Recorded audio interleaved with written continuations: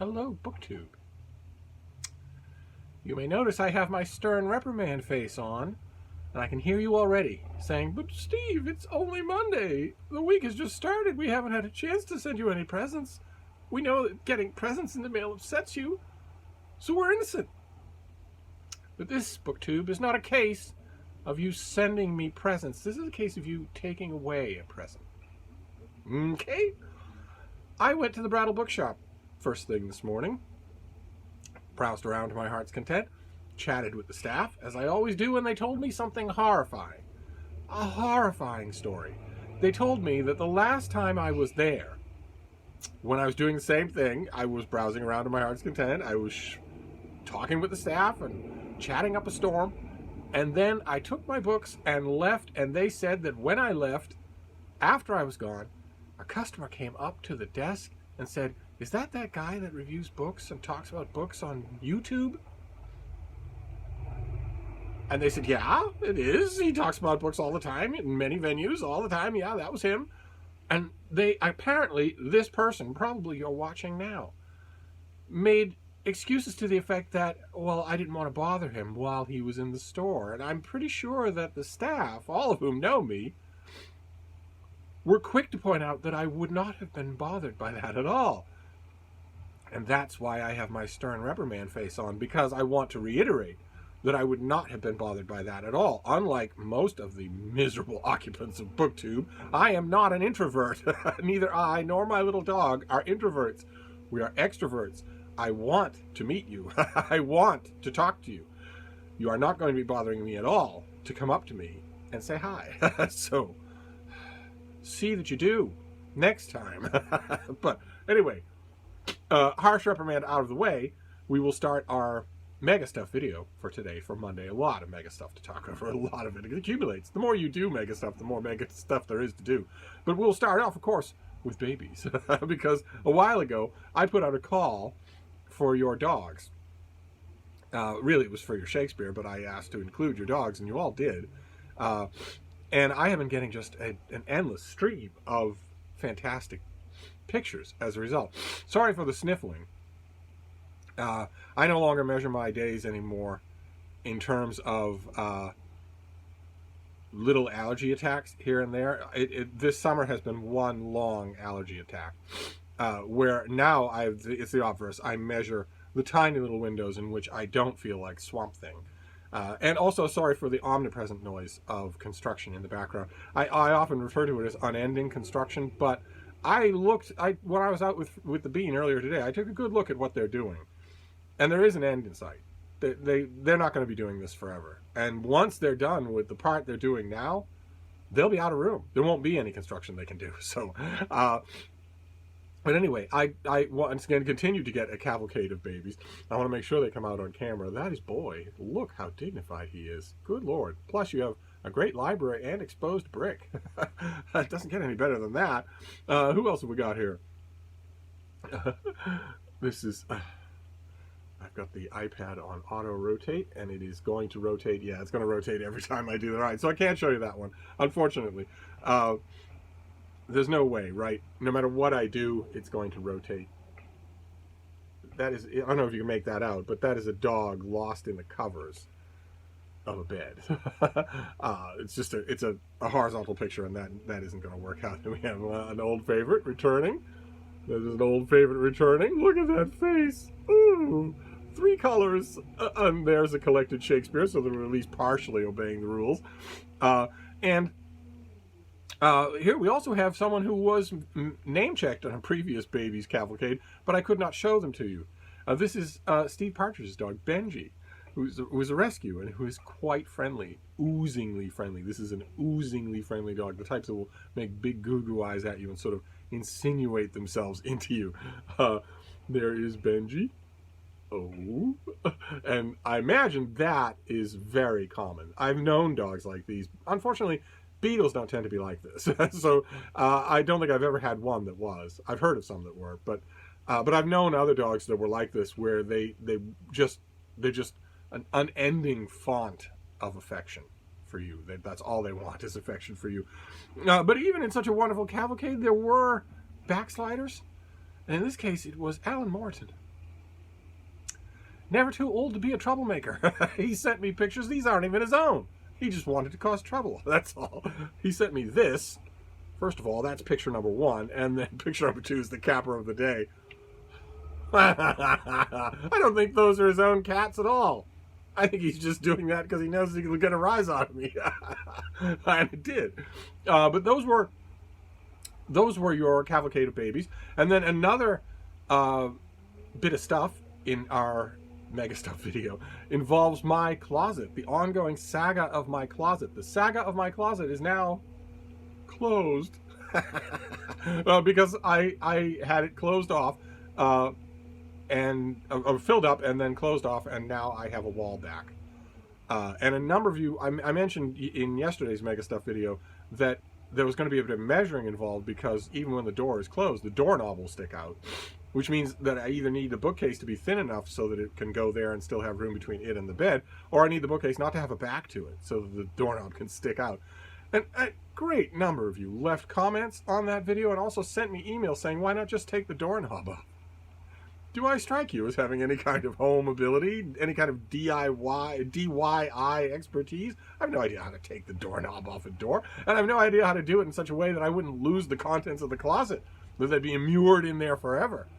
So I left the doorknob where it was, and I had my boys bring in the bookcase I have. I have a nice big wooden bookcase that has no back to it. It's just an ornate piece, a relatively ornate piece. And let me show you.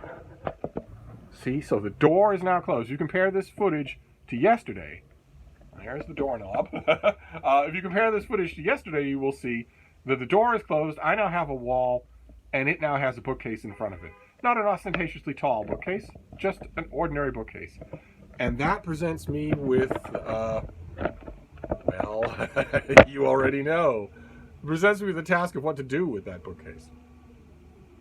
There aren't any books on the floor anywhere in Hyde Cottage. There isn't any kind of mess except the darkest depths of Mordor, and that's messy all the time anyway, no matter what I do. So there's a bookcase. What do I do with it? And I actually had a thought about that I may pursue.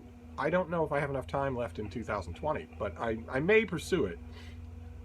I've mentioned before that when I go out looking for books, you know, new books, used books, charity shops, whatnot, I'm always happy with what I find, especially if I'm paying virtually no money. But the goal in such circumstances, I imagine is the same for you and everybody else, is to find a so-called keeper. I mean, you're perfectly happy to experiment because the price is right.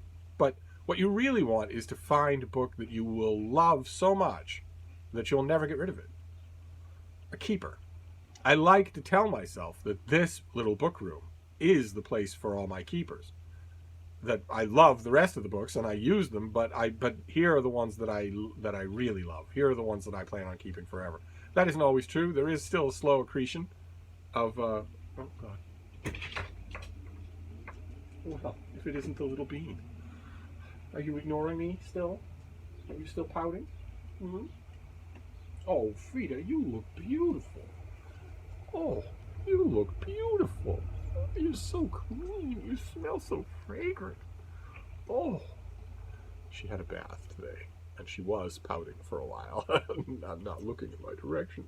I think you've forgiven me. And I bet I know why. I bet I know why she's forgiven me. Because she's realizing that she feels much better. That's why she's forgiven me. Because she's there's another belch. Why do you belch when you're on camera? She's realizing that she feels better. Because she's had her bath. And she's not crazy, so she's not holding a grudge for something that she's actually enjoying. Is that it? That's it, isn't it? That's why. I don't think she's far off. She's incredibly smart, and she learns all the time. And she remembers what she's learned. My previous two dogs, my pointer, Malin, hated baths, and because she hated them, they made her afraid, and because they made her afraid, she never learned anything from them. She was just paralyzed as soon as she realized that the tub was filling up. And my basset hound, Lucy, it wasn't just baths, it was anything. Whenever anything untoward happened, whenever anything happened to Lucy that wasn't petting her or feeding her, then her ears would go all the way down, her eyes would get huge, and she would start to say, well, he's finally going to kill me. He's going to process me for meat. And I would say to her, when I was piqued, I would say, Pumpkin, that's not a very nice thing to think after all that I've done for you in all these years, that it hangs by such a slim thread that the minute that I start to do something you even mildly dislike, you're assuming that I'm going to kill you. And she fought tooth and nail when we had a bath. I mean, flailing all over the place and howling like a howler monkey. Frida's a very different thing. I don't think she's far off from realizing that not only does she really like the after effect of having a bath, but that she actually likes having a bath, that she likes the feeling of it. I don't think she's far off from that at all. And she certainly looks wonderful. Wonderful. I'm glad she made it on camera. But I've quite forgotten what I was saying. Oh, yes. The experiment with this bookcase. I am wondering how long it would take me in my normal used book perambulations to fill that book with keepers, to fill that whole case with keepers. Not to move anything from anywhere else, not to make any kind of new conceptual arrangement, but just to see how long it would take with new old acquisitions. I'm curious to know how long. I might do that. I might. There's something extremely weird about intentionally leaving a bookcase empty, but I may do it. I may gradually fill it and see how long it takes. But that should, in other words, aside from what I'm going to do with filling that bookcase, that should be your last closet update. I don't think I'm going to have, now that I've tried it, now that I've experimented with trying to make some workable use out of that space, and it failed, there is no alternative that I can do that will work. I don't think I'm going to have any great hankering to open up that closet again. I really don't. I went over the stuff that was in there this morning with a fine-tooth comb to make sure I will never want it, and I will never want it. Not anytime in the short term. Not stuff that I want to get rid of, but I won't want any of it in the short term. Could have put more in there.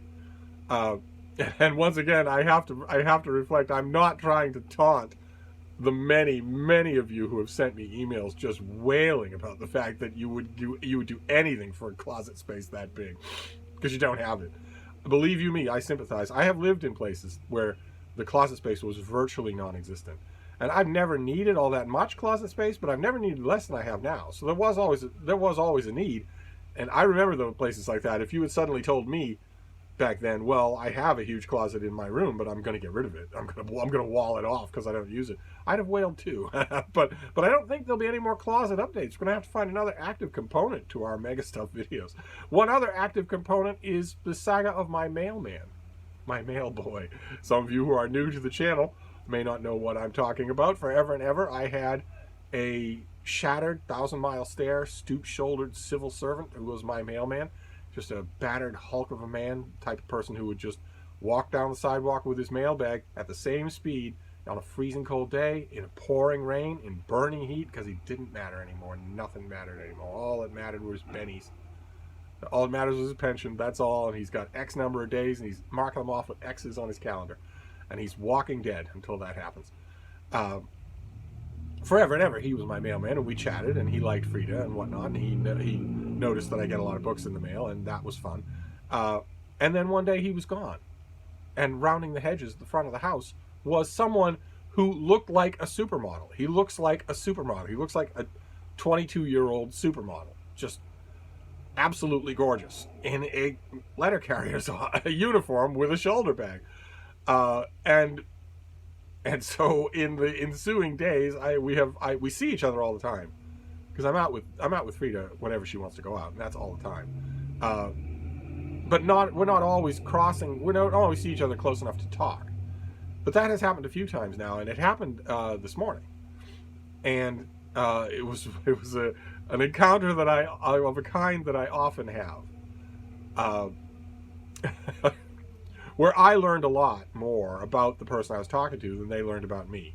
This encounter was fairly familiar. It was mostly Frida. She recognizes him now, and when she recognizes you, she charges to get at you, to jump up on you and say hi to you and smile at you and whatnot. And she recognizes him now, so she raced up to stand up on his, she stands up all the time. She's happier on 2 legs than she is on 4. And he was petting her, and we were just chatting about the day and how it's, it was beastly hot and humid weather on the weekend, and that's now gone. That has just dissipated completely. Would have been nicer for Massachusetts just in general if it had dissipated with the promised 2 days of rain, but instead there wasn't a drop of rain. The front still moved out. But Massachusetts is in a drought, and that drought is getting worse. Now, no one expects that that's going to stay true once the storms of autumn start, but if it does... Anyway, we were talking about stuff like that, about the weather, about how friendly Frida was, but we were, arm's length away from each other the whole time. Now, he wasn't paying any attention to me. He was paying attention to Frida, but I was paying attention to him, and not just with my eyes, and not just with my ears, listening to him, sifting through regional accents that are buried under his language, sifting through, the cognitive patterns of how he's talking and where his conversation is going from one place to another.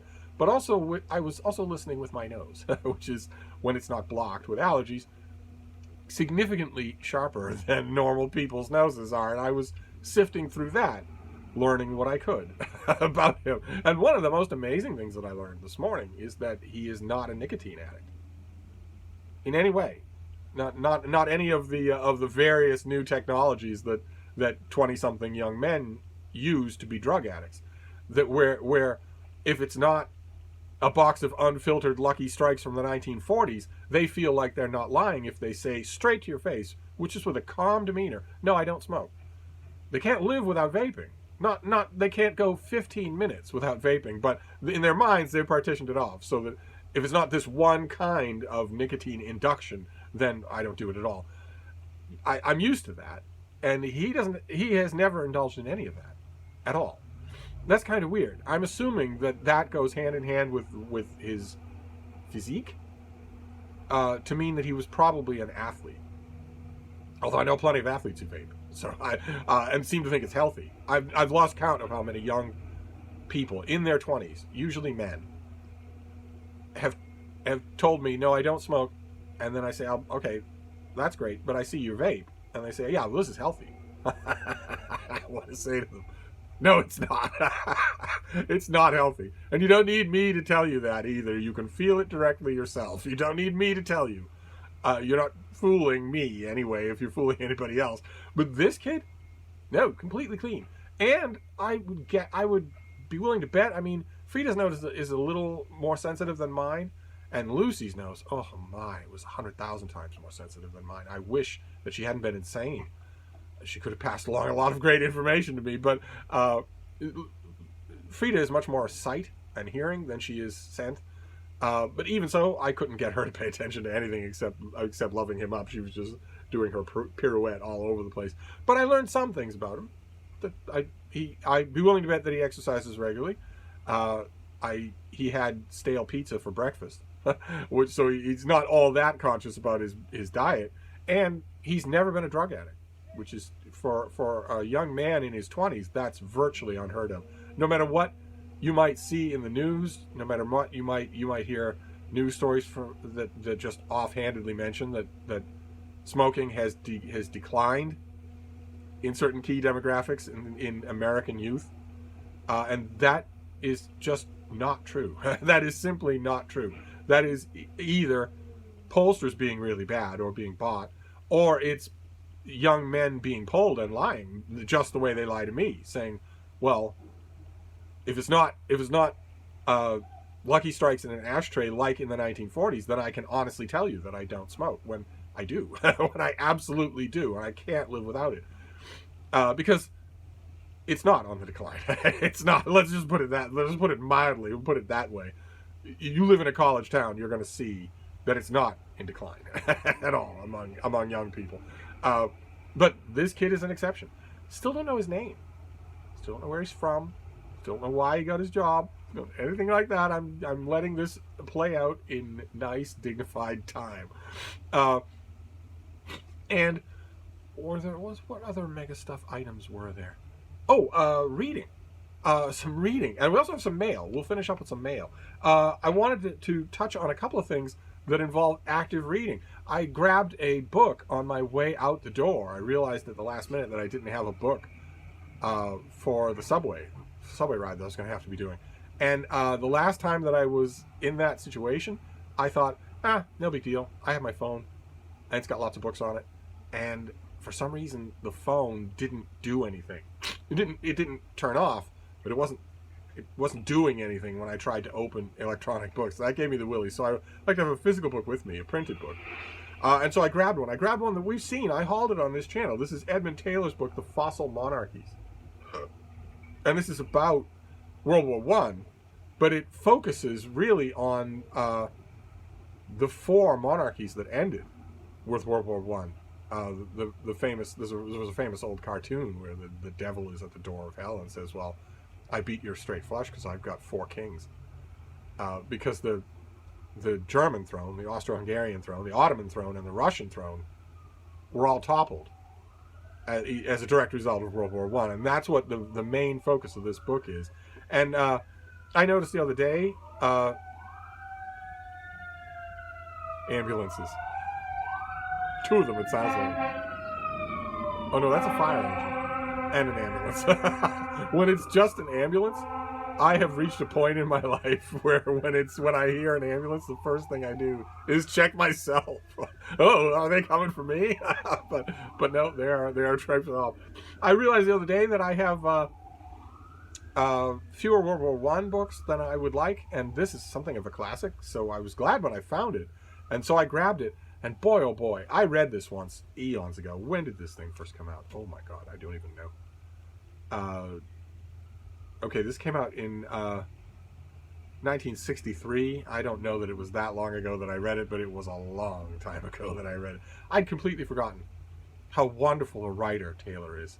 Apart from his historical insights, how great a writer he is. And I want to read you a couple of examples of that, starting with the very first one. Of course, you're going to write a book about the fall of monarchies in World War One. You're going to talk about Sarajevo. You're going to talk about Franz Ferdinand and the assassination of an heir to a monarchy that actually, in the popular parlance, kicked off the whole war. And the opening paragraph of this book is about that, and it's terrific. One of the last known photographs of the Archduke Francis Ferdinand of Habsburg, heir to the throne of his uncle, the octogenarian Emperor Francis Joseph of Austria-Hungary, shows him coming down the steps of the City Hall in Sarajevo a few minutes after 11 on the morning of Sunday, 28 June 1914. Under the refulgent uniform topped with a plumed hat, his stout body is rigid, his heavy features seem congested, and his neck swollen above the tight-fitting collar.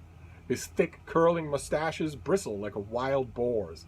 Beside him walks his morganatic wife, Sophie, Duchess of Hohenberg, her plump face looking pinched and taut. They are just about to step into a waiting car. Both are clearly uneasy, but not yet really frightened. The local Bosnian dignitaries who lined the steps, framing the doomed couple, are not frightened either. Many of them are Muslims. Paradoxically, the only friends the Catholic Habsburgs have in the seething semi-oriental province, only recently freed from the Turkish yoke, but already clamoring for a Yugoslavia which has not yet been born. And those officials know that a man does not evade his fate.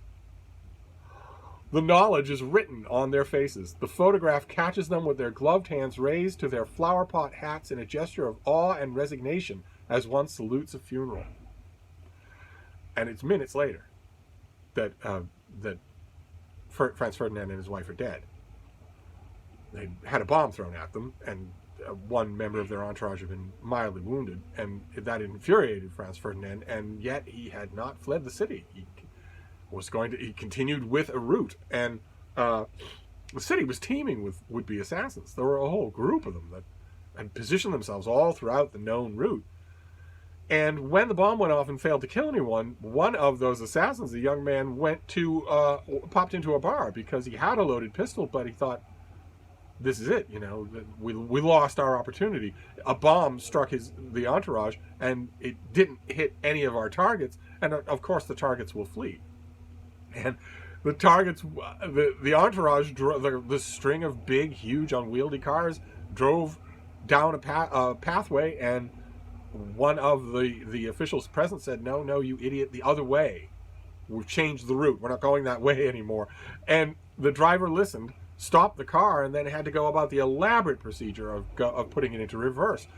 And he stopped the car right in front of that young man who walked out of the bar with a loaded pistol and who had come to Sarajevo with the intention of killing Archduke Franz Ferdinand. And the car stopped right in front of him, like it's just an arm's length away from him. So of course he pulled the gun out of his jacket and shot both of them, the Archduke and his wife. and would have shot himself, but the crowd stopped him. And that happened only minutes after that photograph was taken. So that is terrific. But I also want to read you one other part here, a description of one of the old style diplomats that were always in each other's business, always visiting each other's courts right around this time. It's one of Taylor's sort of implied suggestions here in this book that, as you often find in books about the lead up to hostilities in World War I, that this system was so debauched and corrupt, so that it's so decadent and deceitful that it really kind of deserved to fall, or certainly couldn't have avoided a fall any longer. I'm always cautious about revisionist thought like that, but this is a passage about one of those diplomats. His brain, like some swollen gland, secreted ideas in an uncontrollable stream. His numerous enemies accused him of having a Talmudic mentality. He was a grandson of a Jewish grain merchant. But it could be more accurately described simply as an extreme example of late Viennese Baroque. This type of convolute intelligence, widespread, though in less genial form among Francis Joseph's subjects, is characterized by the ability to turn ideas upside down and inside out. It can recognize duplicity as the supreme expression of good faith, and war as being merely a noisy form of peace. That is just awesome. And the book is absolutely full of prose like that. So it was a joy of a pick. I don't know if that's ever happened to you, where one serendipitous pick that you grab without any forethought turns out to be a joy, and I'm so happy that I did. But then I found another book, because all this bookcase moving around and shifting of piles of stuff here and there, I had my weightlifters in here to do this for me, so you get a little punch drunk when you have that kind of resources. When you have people who are suddenly doing all the heavy work for you, suddenly you would think of all sorts of things you want to do. And it's been turning up all sorts of stuff that have been tucked away in corners or whatnot, including this, which I feel a little guilty about, because this is an advance copy from March that's in this lovely box. See, as if it were tied with twine, with a stamp on it, the American Library in Paris. And when you open it up, that is what it's about. It's the Paris Library, a novel by Janet Skesley and Charles. Janet Skesley and Charles. It's a historical novel. Am I right that it came out in March? Well, the date on it is the 2nd of June, so summer. It's about this building. There's an archival photo of the American Library in Paris, where I have been, and it's an amazing place, absolutely beautiful. A library to put on your checklist if you've got a checklist of libraries to visit. And this, I don't know why I haven't read this. It fell through the cracks. It's an advanced copy that fell through the cracks. It never was on any of my work shelves. It was never on any kind of roster to review. I'll have to make it up. If I like the book, I'll have to make it up to the author. I haven't actually read the book. I dipped into it just a bit at the very beginning. The author takes the story of the American Library in Paris, which is an astonishing story on its own, and does one of those cross-time weaving plot lines where it's the part of it is segments are set in 1940s Paris, and then other segments are set in 80s Montana. Yeah, 1980s Montana, where an old woman in a neighborhood is intriguing a young bookworm. Of course, the old woman in the neighborhood will end up having a direct connection to the American Library in Paris. And I'm going to read it. Definitely, I feel extra guilty that I didn't even know that I had it. I'm hoping for the best. I'm hoping that the author does a great job. But the story of the American Library in Paris is amazing, absolutely amazing. That they persevered. Mainly Dorothy Reeder, believe it or not, that was her name, Reeder, who worked at the library and was, in many ways, its heart and soul. And the library persevered. Even when violence started to erupt, they still helped their patrons. They blacked out their windows, they stocked up on canned goods and sandbags and whatnot, but they also kept lending out books. They kept helping their patrons. Even when they were closed, they kept doing that. And even when the Blitzkrieg hit and when the Nazis rolled into town and the library staff thought better, or discretion the better part of valor, Reeder stayed the whole time. And the man who became the Nazi protector of the library was also a librarian, and she recognized him. She knew him from pre-war library conferences. They'd known each other, and he assured her that he would protect the library. And as a result, I mean, protect is an equivocal term when you're talking about bloodthirsty maniacs. One person who worked for the staff was shot for a totally ridiculous reason, just as an act of brutality. But the library stayed open for the whole war. The Nazis instructed Miss Reeder that she couldn't lend books to Jews, because no matter what, no matter where, no matter how much else they had on their minds, the Nazis couldn't leave that alone. They just couldn't do it. But she did it anyway. Not openly. She and her staff took the books made house calls. They took the books to Jewish patrons. She also created an enormous campaign of sending books to troops in the field. It makes me wonder. I mean, I will read this, and I will not unfairly hold it to the standard of being a history. Right? This is a novel. Obviously, the split time frame tells you that. So I will pay careful attention to the book that the author wants to write. But I'm sure that as I read this, I'm going to read it today because I feel a little guilty. I'm sure that as I read this, I'm going to want a history of the American Library in Paris. I'm sure that I am. And probably such a history exists, and I've just never read it, never encountered it. But this is on the reading docket right away because of good old-fashioned Irish Catholic guilt. And then we have a couple of packages to round out this MegaStuff video. A couple of packages in the mail. I have resolved myself to the fact that MegaStuff videos will probably be long. That's okay. That's okay. Oh, fantastic. Oh my, fantastic. Okay. Well, I mentioned this already here. I think I have, and this is great. All right, this is a finished copy. This comes out in early September, the first week in September. This is the new Amory Ames mystery, A Deception at Thorncrest, by Ashley Weaver. Oh, the classic, stylish cover. London high society husband and wife sleuthing pair, Milo and Amory Ames, are now firmly established favorites for readers, including this reader, and you too. Oh my, if you haven't encountered this series of books, start with the first one. It helps in this case to start with the first one because there's a tension, there's a dynamic between husband and wife here that you want to watch it pay out over a couple of books. You definitely do. There are a couple of dramatic risks that Ashley Weaver takes with this particular married couple. It's not Nick and Nora Charles, so you better start with the first one, but you're gonna get hooked. Trust me, you're gonna get hooked. Let's see here. Between Amory's curiosity and appetite for mystery and Milo's cool charm, their engaging dynamic has readers turning in again and again. In this year's next stylish and charming Amory Ames mystery comes a new adventure for a pregnant Amory Ames. Amory Ames, all right, well, we get that her name is Amory Ames, okay? I don't know who wrote this, but we get that. Okay, anyway. Is alone at her country house, Thorncrest, enjoying her last few weeks of peace and quiet as she prepares for the imminent arrival of her baby. Her husband, Milo, is in London on business, and Amory is content to catch up on her correspondence, organize the nursery, and avoid the well-meaning, if rather overbearing, company of the ladies of the village as they prepare for the Springtide Festival. But when a woman appears on her doorstep also claiming to be Mrs. Ames, Milo's wife. And that plays deeply into the dynamic that I was talking about. It's gonna pay off a lot more if you've read this from the beginning. So you probably want to do that if you haven't. Okay, fantastic. All right, this comes out, the date on is September 8th. This is a finished copy, so it will almost certainly be September 8th. I'm talk about on the reading list. When you get, I will gladly reread this. Gladly, I love the Amory Ames novels.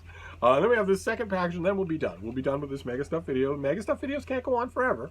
I reprimanded you. That's the important thing. I only reprimanded one of you, though. Although, who knows how many of the rest of you have that ridiculous idea that if you see me or Frida or just me, you should leave me alone. Good God. Nothing could be further from the truth. I am an extrovert. Feel free to approach and say hi. But anyway. Okay. What is this next one? The Chemical Age. Frank von Hippel. How chemists fought famine and disease, killed millions, and changed our relationship with the earth. Okay, so we're shifting in our tone from an Amory Ames mystery. A dynamic and sweeping history that exposes how humankind's affinity for pesticides made the world possible and also threatened its essential fabric. Okay. All right. Well, this has a date of 15th of September, so yeah, these are right around the corner. Okay. Well, great. I don't know that I'm in the mood for chemical warfare quite this early in the week, but that's all right. So there you have it, BookTube. That is your MegaStuff video for Monday. Quite the MegaStuff video. But we are bidding farewell to one of our loyal narratives. The closet narrative is now over. We're going to have to find a narrative to take its place. So we have books and babies, and it's always wonderful to chat with you. And I've got these three, plus the Fossil Monarchies. I don't know. I'm pretty sure the Fossil Monarchies is not in print anymore. Boy, oh boy, though, I recommend it. But anyway, I'm going to wrap this up. That's quite long enough. But I will be back. Thank you, BookTube.